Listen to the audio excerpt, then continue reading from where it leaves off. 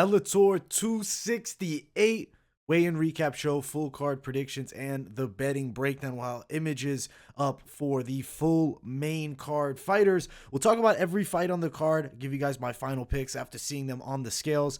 Smash the like button, subscribe if you're new to the channel, and turn on those post notifications too. Also check out my UFC weigh-in recap show. I'll link that in the description.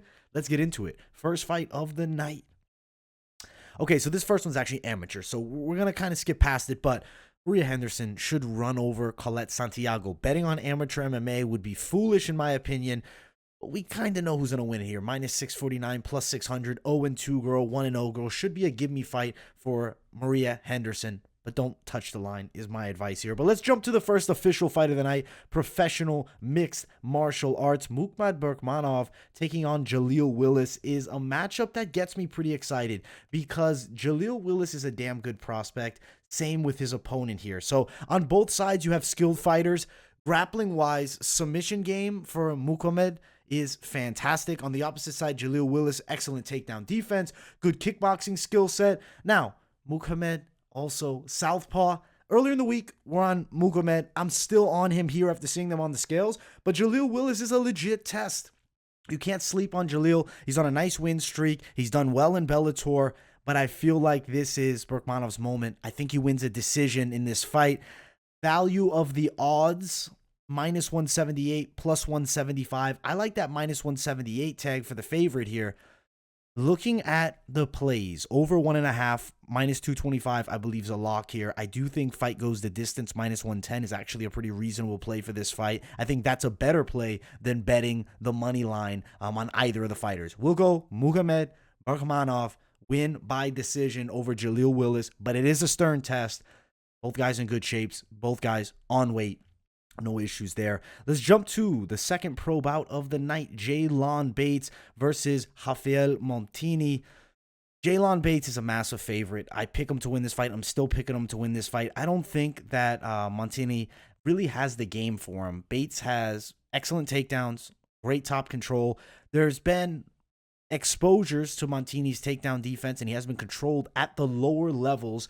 Bates, pretty good prospect. I do think he wins by submission here in the first round. I think he's going to definitely win against Raphael Montini here. Odds are very widespread, minus 800, plus 760. Inside the distance for Bates, minus 180, minus 150. I think that's extremely likely. I wish they had the submission prop. Maybe you could even get it at minus 120. That'd be great value. But it's going to be a win. I think under 2.5, definitely a casher. Under 1.5 would be riskier, but I do think it's probably a one-round fight. Could see it going into the second, though. I like Bates win by submission, and for betting inside the distance for Jaylon Bates, should run over Raphael Montini. Next fight of the night, Lance Gibson Jr. looked shredded on the scales. He takes it on Raymond Pina, a guy with a lot more pro experience, 9-4 versus 4-0. I think this is actually a good matchup for Gibson to get some, exposure against a more experienced fighter. You see his last matchup, he fought a 6-2 Marcus Sorin. He won that fight by a decision. I think here he can actually get a submission. I do believe he'll outstrike Raymond Pina. Gibson fighting out of that southpaw stance, very advantageous. He's pretty well-rounded with his game overall. And I think on the ground he'll also shine. Submission-wise, I think Gibson could potentially lock something up. I'm going to pick submission win for Gibson. Could also see this one being a decision for Lance Gibson, though. The odds, minus 578, plus 475. Expected with the Bellator prelims to have some widespread, widespread odds here. Plus 105, Lance Gibson inside the distance. That's maybe an okay play. Fight ends inside the distance, minus 163. You probably want to prop it up because that straight money at minus 578 isn't going to bring you a ton back. Potentially maybe a parlay addition. We'll talk parlays at the end of this video. Let's keep on moving up the card, though. I want to get to that main card, but we got a lot of prelims to get through. Sumiko Inaba versus Randi Field. I like Sumiko's chances here. I picked her earlier in the week. Still picking her here. Nothing about them on the scales has changed my mind. Both girls on weight. I think a more dynamic striking game for Inaba. I also think she's the more athletic girl of the two. Probably going 3 here. I'm thinking decision win for Sumiko. Let's see what the prop is for fight goes the distance. Minus 460, plus 444. Fight goes the distance, minus 120. I think it's pretty likely. The over 1.5, minus 260 locked. the over 2.5 minus 144 isn't bad value either. I like fight goes the distance. Inaba wins by a decision, plus 115, even up to plus 163. Sumiko Inaba should definitely get the win. She's a massive favorite, though. The money line bet is not appealing from most of these early Bellator prelims, but Sumiko should definitely get the W. Jumping to this fight, now we have a lot more competitive action. Javier Torres, Gregory Milliard. It's the cousin of Jairzinho Rozenstruik. On the scales, fantastic. Milliard is jacked, shredded. He's known for physical strength. He does have a lot of knockout power. Javier Torres isn't an easy fight, though. He's a tricky southpaw, Ultimate Fighter veteran, has a pretty tight style of striking and has some nice hooks inside and also some good teep kicks from range. He's a little bit taller than Milliard. I do think Milliard will find a way inside. I do think he'll land the big punch and potentially hurt Javier Torres, but I don't think he'll get the finish. I actually think it'll be hard to put away Javier. I think Milliard should be ready for 3 rounds. I believe he will be. He'll win a decision here in this matchup. Gregory Milliard for the win over Javier Torres, win by decision. Pretty good fight, though, and I am excited to see it. I think this might be one of the more entertaining fights of the night. Odds are close, minus 110, plus 103. I had to give you, a prop to play here. Over 1.5, minus 156, I think could be the one. That's one to look at for sure. Milliard wins by decision, plus 515. Wow, they're expecting a finish for him here, but I think Torres will surprise people with his durability. Not an easy guy to put away. You see lost there, decision, submission, different stylistic matchups, of course. I got Milliard win by decision. This fun prelim matchup here, and it's the same pick as earlier on in the week. Nothing about the scales. If anything, it gave me more confidence seeing how jacked Milliard is. Now, Bobby Lee, Nick Browne, there was a slight weight miss, 56.8 for Bobby Lee. Nick Browne comes in at 155. That's not like a weight miss where it's really going to give a strong advantage to Bobby Lee in any clinch positions or grappling of any sort. I think that Nick Browne's wrestling game is going to be a problem here for Bobby Lee, but also his dynamic kickboxing. If he's outstriking Lee, I don't see Lee being able to get this fight to the floor. I think Browne's ready for 3 rounds. I do think he'll have a patient attack here and win this fight by a decision. Nick Browne does get it done. Let's see, though. Minus 300. The odds have kind of stayed around that range all week. Plus 263. Over 1.5, minus 410. Over 2.5, minus 238. Fight goes the distance, minus 210. Browne wins by decision, minus 110. So it is favorite status for Browne to win overall. Lee's a guy that I don't really sleep on. I've picked him in the past to win as a dog. He's unfortunately not come through sometimes, but I still think he is a good fighter, and it's a stern test for Nick Browne coming into Bellator here. His last fight, I believe, was LFA. Yeah, it's been LFA. He's been a good LFA vet there. Was it for the title? I do want to double check this. I believe it was, but don't quote me on it. We're going to see. Vacant LFA title he won. So you have an LFA champion, LFA veteran Bobby Lee. I think Nick Browne gets it done. Decision win. Should be a solid performance. He's 31 years of age. I wonder how far he'll take it. He's 11-1. Good record. Lots of potential for Nick Browne with just 1 loss. That was against John Gunther, Ultimate Fighter veteran, who was 5-0 at the time. Let's keep on moving up the card. The next bout of the night, Sullivan Cauley versus Deon Clash. Don't know if this is the official bout order Tapology has, but it is somewhere along these lines. Clash, I think, might actually be the first fight of the night. Sullivan Cauley versus Deon Clash is an exciting fight. Both 1-0. Both guys that are decent, though. Clash, not a great amateur. Cauley, better amateur. Both have losses in the amateur ranks. I feel like Cauley's top game is going to be a problem. His wrestling is very good. I see him getting the fight to the floor and potentially unloading some ground and pound here. Also think there's going to be submission opportunities for him. Deon Clash isn't an easy fight, but Cauley should get the win. I'll pick 2nd round submission for Sullivan Cauley. Both guys on weight. Clash definitely put on some muscle size since his professional debut. That was 2.5 years ago, so it's been some real time since he fought. But let's look at the odds. Okay, Cauley minus 400, Clash plus 353. Let's see. Cauley wins inside the distance, minus 138, under 2.5, minus 180, over 1.5, minus 115, under 1.5, plus 100. Interesting. Okay, I think fight ends inside the distance. I like Cauley wins inside the distance. Minus 145, minus 138. Not a terrible bet. I like Cauley for the win. I do think he gets it by a submission or TKO. early here. Inside the distance play would be a good one for Cauley because the straight money on him isn't all that valuable, being a huge favorite that he is. And he's a pretty hot prospect. Now, featured prelim of the night, Karl Albrektsson, Dovletsson, Yagshimuradov. Super excited to see this fight. We do actually have the image from the weigh-ins here, so we're going to bring this one up. See them there. Slight height advantage for Albrektsson. Both guys in good shape. Albrektsson's one of the few men that have beaten Vadim Nemkov, and he actually has a win over Victor Nemkov, his brother. So I feel like if Albrektsson can get some momentum going, we could see him potentially rematching Nemkov because it'd be a lot of weight on that fight. Technical striker with Karl Albrektsson. Dovletsson's a pretty tricky striker in his own right. Good overhands, decent power. His wrestling ability is good. Not Corey Anderson level. You saw him get controlled and TKO'd in that fight, but pretty good. Karl Albrektsson is going to be in for a good test. I think the straight punches and kicks can definitely be a difference maker. I think Albrektsson wins decision. Should be able to stop takedowns by Dovletsson, potentially even get off some of his own. He's got that height and reach advantage. I like the chances here for Karl Albrektsson. I have him winning the bout. Odds are not widespread here. They're fairly competitive. Minus 177, best value for Albrektsson. Dovletsson plus 175. I love this fight. I'm actually really excited to see it. Fight goes the distance. That's minus 135, or excuse me, minus 105, actually up to plus 105 for best value.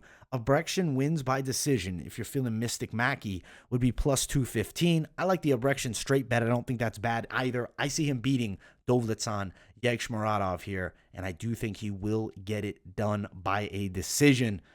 Good featured prelim. We jump to the main card. If you haven't, smash the hell out of that like button. Henry Corrales versus Vladislav Parubchenko. 145, pretty much for both guys on weight. Corrales, 35. He's over that 35 range, and for some fighters, that's a substantial thing. I will get the image from the weigh-ins for these guys here. Let's pull this one up. There's both of them. Incredible shape for both. Lean, ready to fight. Height, nearly the same here. Very slight advantage for Henry Corrales, jumping up to 145. I think that's an advantage for Slav. I think Parubchenko should actually be able to win this bout, and I think he'll put on a pretty swell performance. Stylistically, you look at the matchup, with Slav, you have a pretty light-footed striker with some really fast movement and also good physical strength, and he controls people well against the cage and on the ground. Corrales is a powerful striker with really good speed, and I mean, he beat Aaron Pico in his prime. This guy's real good in that bantamweight division. Top line. Coming off a loss to Cupcake Campbell, so unfortunately he's not even in Bellator anymore. I think Vladislav wins this bout. I do think potential decision, but I could see Slav hurting Corrales and getting a submission. Let's check out the props here because this is going to be interesting. Straight value-wise, wow, plus 130 underdog is Vladislav. I like the straight underdog play at plus 130 for Parubchenko to win by submission, plus 500. Parubchenko submission, plus 500. Over 1.5, minus 312. Fight ends inside the distance is plus money. I like Parubchenko straight. Potential submission prop. I could see him tapping Henry Corrales here. I like Parubchenko win. Potentially submission or decision here. Like decision more so, but maybe a little sprinkle prop on that submission there because I do think the value is good. He should get an upset win. Good underdog play here with Vladislav Parubchenko. Exciting fight. Now let me get the image for the next bout. Well, first we'll jump to it. It's Benson Henderson, Brent Primus. Get the face off here. You look at earlier in the week, though, I did pick Brent Primus. I do think he probably does win this bout. I feel like he's ready to go. And if you watch the detailed breakdown with my man Mike Finch, he's got some insight. He does some interviews over at Bellator, and he talked about how Primus had like that real champion's mentality, still ready to push forward. Granted, not always about the mentality, it's about the style of fight. Both guys in incredible shape.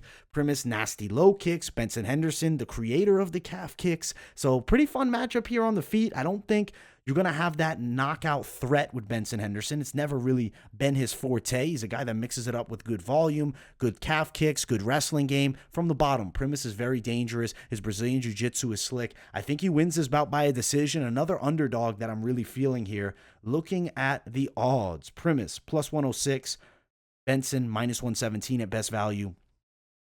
Primus wins by submission plus 600. Primus wins by submission, plus 600. Potential there. I do think we're going the distance, though. Primus wins by a decision. The value of that. Plus 246. I like Primus straight, though, as an underdog. That plus money. Don't take the risk with the props because there are a variety of ways you could end up winning this bout. Older Benson Henderson. Granted, these guys close in age. Benson more miles towards, the top of the sport. I got Brent Primus, underdog play, win by decision, but watch for that submission. Definitely a potential Hail Mary prop there if you guys are looking to sprinkle something down. Ryan Bader, Corey Anderson in our co-main event. It's a fight I cannot wait for. This is like where it gets exciting as hell for me because these are top of the line light heavyweights in the world, The winner of this fight is going to be in the finals fighting for the belt. Let's get image here from the weigh-ins. There it is. Ryan Bader, Corey Anderson. Frame-wise, thickness by Ryan Bader. He's definitely bigger. Corey Anderson on the opposite side, I do think at this point is in the best shape of his career. Stylistically, Bader has the knockout power. I do think potential offensive wrestling advantage, but really determined by that physical strength. Corey Anderson looked fantastic, though, in his last fight. He looks faster than ever. He looks more defensively sound than we've ever seen. His durability issues, I think, are out the window, especially with how good of shape he's in. Solid kicking game, good straight punches, closes distance well, controls well against the cage. Bader has a chance to grind out a decision or win by knockout. Corey Anderson, I also think, has a chance to grind out a decision or win by knockout. This fight, betting-wise, should be more of a pick'ems. Odds are a little widespread, and I do think that could be maybe recency bias towards, Corey's dominant 2 wins, and then a recent loss for Ryan Bader to Vadim Nemkov, but it's Nemkov. It is a nightmare matchup for Bader. Minus 178, plus 169. What do I like here? Over 1.5 is minus 270. Over 2.5.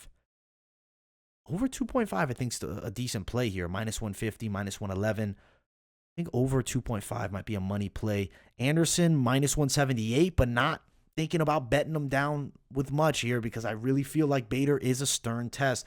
Could Bader knock him out? Yeah, it's plus 350 range for that. Bader wins by decision, plus 475. I think that could happen as well. There's definitely some valuable props, no matter what side you're on. Anderson wins by decision, plus 225. I'm thinking Anderson leaning TKO in the third, but it's not an easy fight. I could see this fight going to 5. I could see Bader end up winning it. Real pick'ems here. I think the odds should be a lot closer, but they are sleeping on my man Ryan Bader a bit. We'll pick Anderson, more so staying off the bet here. More value in the underdog with Ryan Bader, but we have Corey Anderson win in this matchup, co-main event, then moving on to the finals. Let's jump to the main event, and if you haven't, smash the hell out of that like button and subscribe if you guys are new. Vadim Nemkov, Julius Anglickas. We'll have the image, the face-off here. I think we have 2 of them, actually. We'll bring up both for you guys here. It's a main event, so we gotta do it special. So here it is. Look at the shape. Both men, very good, but we have to talk about, look at the delts on Julius Anglickas. He is a physical specimen, beast of a wrestler, Golden Gloves boxer, very patient, not a guy that goes crazy. There's been credits to this man seeming like a genius. IQ-wise, it's high. Vadim Nemkov, speed advantage. Vadim Nemkov, probably higher level of experience advantage as well, but this is a real opportunity for Anglickas to make a serious name for himself here. Pull this image up too. Let's full size it. A little bit taller, 6'3" versus, just 6 feet. Reach advantage slightly in favor of Anglickas. It's not an easy matchup for Vadim Nemkov. This is going to be an absolute stern test for him. One of the hardest fights, maybe of his career. Stylistically, coming in on short notice. Anglickas, though, he's training. It's not like he came in without the training. I think he's going to be ready to go 5. I think that Nemkov's speed, his kicks, I think also just his overall gas tank could be a difference. I think he'll have a little higher volume. Anglickas is very strong in the clinch. I don't know if he'll be able to get Nemkov down, though. I don't think he'll knock him out with the hands. I think Nemkov will be chopping at the legs, trying to slow Anglickas down his movement, even though speed advantage overall, Nemkov. I'm liking Vadim Nemkov win by decision. I think we're probably going 5 here, but I really feel like Anglickas is a stern test. The odds sleeping on him, minus 500, plus 431. I'm liking that minus 500 favorite, yes, but betting-wise, the value really isn't all that great. It's just not there, unfortunately. Gotta get this fly off the damn camera over here. I apologize, guys. We got a fly infestating the weigh-in recap show. Now, over 1.5, minus 225. Over 2.5, minus 135. Fight goes the distance, plus 145. Big value there. Fight goes the distance. Let's see. Nemkov wins by decision, plus 240. Anglickas, if he were to win by decision, find that all the way up at plus 800. I like Nemkov, win by decision. Also like that over 2.5 at minus 135. I'm on Vadim Nemkov, but it's not an easy fight. He shouldn't be this wide of a favorite. I think it's just sleeping on the short notice replacement, Julius Anglickas. But Nemkov should defend the belt, move to the finals, and then potentially we'll be seeing him and Corey Anderson. We'll see how that holds up on fight night. We'll have a fight companion for Bellator, so make sure to tune into that. Smash the like button if you guys haven't yet. We'll talk a little bit of parlays, but I'll be honest, not really feeling going too crazy with these Bellator parlays. I'm liking Karl Albrektsson, Vladislav for an underdog favorite parlay. Potentially, you could also do Cauley and Albrektsson, even though it would be riskier, right? Just a 1-0 guy. Lance Gibson Jr., I do think he wins. That'd be almost near even money. Bates, Gibson Jr., Cauley. I'm not telling you guys to do this. It's a riskier one, plus 166 for some strong favorites. And then if you're feeling crazy, you add in Vladislav, plus 480. Definitely some options here, depending on, what bookie site you're at. Maybe you do like an over for the Nemkov fight and you parlay that up with Karl Albrektsson, who I'm really liking that spot on him. Overall, preferring more props, money line bets for this. 2-fighter parlays or a 3-fighter. If you want to take a risk, you can go for something, but just be rational about how much you spend. Be intelligent. Be frugal as a bettor. Don't go nuts. Overall, though, pretty fun Bellator card. Excellent main and co-main event. Cannot wait to do the fight companion for this one. I can't wait to see it all. Smash that like button, guys. Subscribe if you are new to the channel. I hope you guys enjoyed this Bellator weigh-in recap show. If you haven't seen the UFC weigh-in recap, I'll link it in the description. Make sure to check that out. Thank you all so much, and I will see you all in the next video. Peace, guys.